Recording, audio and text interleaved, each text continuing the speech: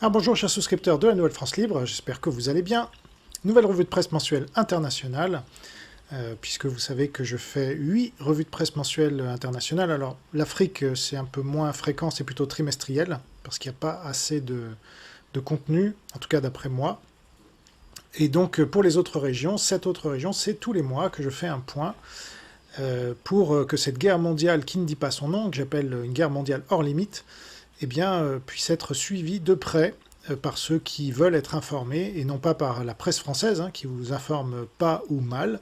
mais par la presse internationale, et notamment anglo-saxonne, où on a plus de faits vérifiés, sourcés, et une bonne vision pro-occidentale. Donc là, ici, puisque c'est sur l'Amérique du Sud dont je vais vous parler aujourd'hui, vous avez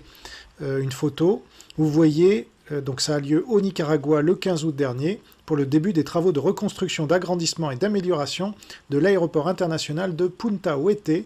marquant un nouveau chapitre dans le partenariat stratégique entre le Nicaragua et la Chine, transformant le pays en une plaque tournante pour le transport, la logistique et le commerce international.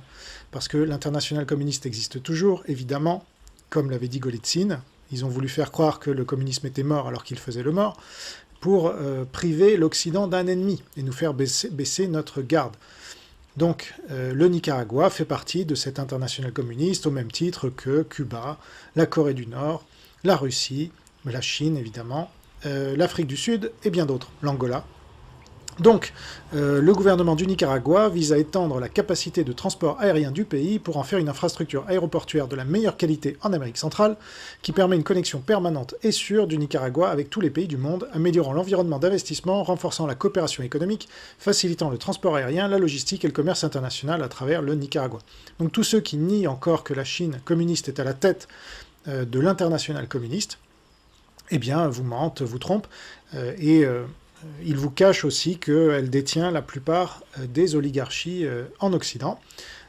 Tout ça pour dire que non, ce sont les États-Unis, BlackRock ou je sais pas quoi.